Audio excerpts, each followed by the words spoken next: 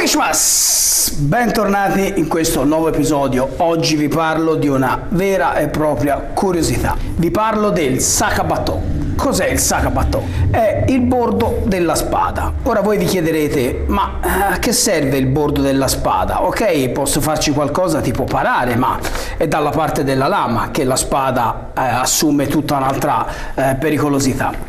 In realtà ci sono tantissime tecniche che possono essere fatte con il bordo della spada, tanto che si ritiene che alcune scuole dell'antichità abbiano sviluppato questo particolare modo di combattere con la spada al contrario, detta Sakabato. Dopo la sigla.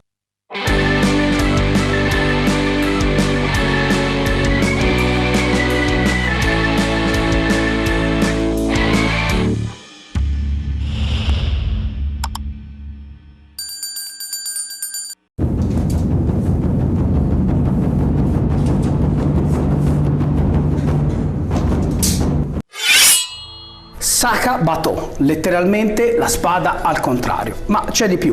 Guardate il video fino alla fine perché scoprirete veramente delle curiosità che sicuramente non sapevate sulla katana. Come ho detto, ci sono alcune tecniche che prevedono l'uso del bordo della spada per colpire l'avversario. Ma la domanda è: perché usare il bordo della spada per colpire l'avversario se posso tagliarlo? La risposta è semplice: se volevi risparmiare il tuo avversario e non volevi ucciderlo, ma volevi comunque dimostrare senza dubbi di aver vinto lo scontro. Ecco che in questo caso usare il bordo della spada era un'ottima tecnica per convincere il tuo avversario che forse era meglio lasciar perdere lo scontro. Vi mostro qualche tecnica. Queste tecniche ho eseguito con Daniela sono riprese da uno stile di spada di combattimento molto antico, e in questa clip vi mostro ad esempio come si poteva rendere un avversario in grado di rendersi conto che lo scontro era andato male per lui e che forse sarebbe stato meglio abbandonare l'idea di continuare.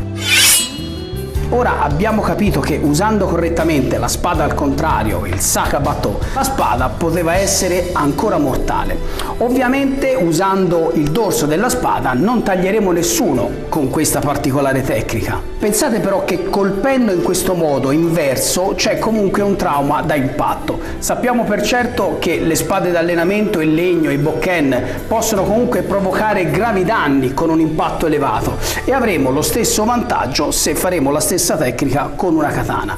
L'unica differenza tra i due è che la spada è più pesante, più sottile e più resistente, il che rende ancora più efficace questo modo di usare la spada, di colpire con il dorso. Potrebbe sicuramente rompere delle ossa e causare gravi danni interni. Inoltre chiaramente deve cambiare il modo in cui dovremo usarla, e dovremo usare la spada più come una specie di mazza che appunto come una spada. Ma questa tecnica di usare la spada al contrario era pratica in un combattimento con la spada? In poche parole, lo svantaggio chiaramente è tutto per la spada, perché essenzialmente sarà come usare una spada smussata, ma effettivamente può dare ottimi risultati. Diciamo che era un buon metodo da usare se si combatteva contro un samurai in armatura completa e, come ho già detto, per evitare comunque di uccidere l'avversario. Diciamo che in altre situazioni il bordo non è in realtà molto utile, ma chiaramente può parare per esempio senza rischiare di rovinare la lama, e anzi una parata fatta nel modo giusto con il dorso della spada ha alte probabilità di danneggiare la spada avversaria. Ma vi mostro adesso altri filmati che ho fatto insieme a Daniela, in particolare un'estrazione in sakate dal basso verso l'alto che andava a prendere le mani dell'avversario, che anche se aveva le protezioni Kote poteva naturalmente essere una bella botta che poteva fargli sfuggire la spada di mano. Anche questa tecnica risultava molto utile, oppure un'estrazione da impatto veloce in sakate verso la testa dell'avversario. In questa estrazione invece si impatta direttamente la spada dell'avversario in modo molto potente, senza rischiare di rovinare la propria. Ma adesso pensate, un vero e proprio stile di spada inversa, secondo voi poteva esistere? Vi dirò questa curiosità: molti studiosi sono portati a pensare che esistevano delle spade forgiate al contrario, ovvero con l'affilatura inversa. In pratica avremmo avuto l'affilatura sul bordo, mentre invece quella curvatura che è naturale della lama invece sarebbe risultata il vero dorso della spada. Ma non c'è traccia del Sakabato nella storia giapponese? Questo è vero. O meglio, qualche indizio in realtà c'è. In qualche vecchia illustrazione infatti possiamo vedere alcuni samurai che impugnano la spada al contrario, ma non è mai stata trovata una lama con l'affilatura al contrario che potesse testimoniare che questo tipo di tecnica fosse realmente esistita.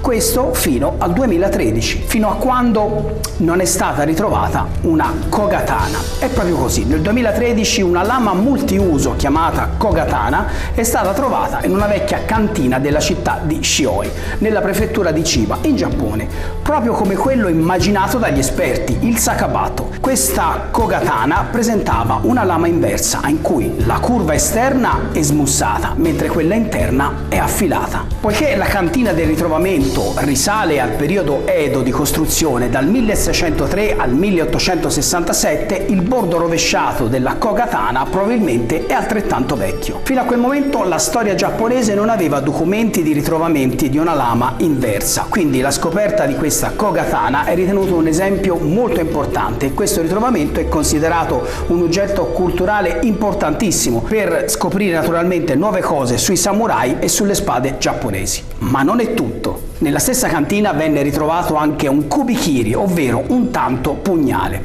e anche questo pugnale aveva l'affilatura inversa. Quindi ci sono due lame ritrovate con questa particolare affilatura. Oggi i collezionisti sognano di riuscire un giorno a trovare una vera e propria katana inversa per avere la prova definitiva che la pratica del sakabato era effettivamente usata dai samurai. Restano comunque le tracce di molte tecniche, specialmente nel ninjutsu, eseguite con il dorso della spada. E come ho detto, anche in uno degli stili da me studiato ci sono diverse varianti di tecniche che vengono eseguite con il dorso della spada. Quindi dobbiamo continuare a immaginarci questo tipo di spada, visto che a parte questi due ritrovamenti, una spada vera e propria, lama lunga di questo tipo, cioè affilata in modo inverso, non è mai stata ritrovata fino ad oggi.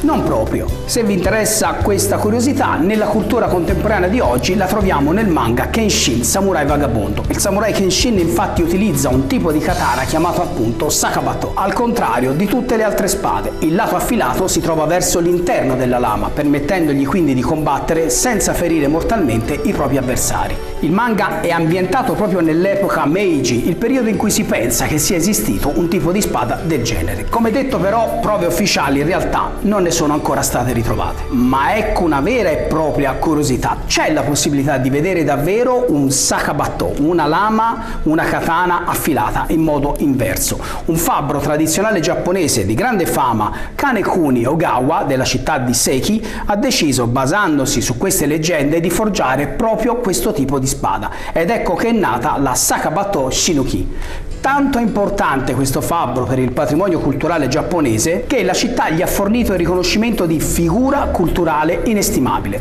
La spada è stata esposta nel Mejimura Historical Building Park nella prefettura di Aichi. Proprio per questa sua tecnica di costruzione particolare, questa sakabato presenta le classiche ondeggiature chiamate hamon, però dal lato opposto, quello più largo. La spada inoltre è stata esposta finora sempre senza la montatura, come è solito fare per le spade di importanza storica, ovvero la parte di lama che rimane qua dentro la tsuka è quella dove di solito i fabbri incidevano il loro nome e la loro firma. Insomma, tutti gli studiosi continuano ancora a portare avanti il desiderio che un giorno possa essere ritrovata una vera spada sakabato, una vera spada affilata al contrario, per scrivere così nuove pagine dedicate all'incredibile storia delle tecniche usate dai samurai. Il sakabato. Bene, il video finisce qui. Fatemi sapere nei commenti se siete rimasti anche voi incuriositi e affascinati da questa particolare storia della spada che veniva usata al contrario. Mi raccomando, se il video ti è piaciuto lasciami un like, condividi il mio video, ma soprattutto lasciami un commento, perché io leggo e rispondo a tutti i vostri commenti. Aiutatemi a portare avanti questo progetto di parlare delle arti marziali nel modo più serio e degno che meritano, e noi ci vediamo al prossimo episodio. Domo arigato!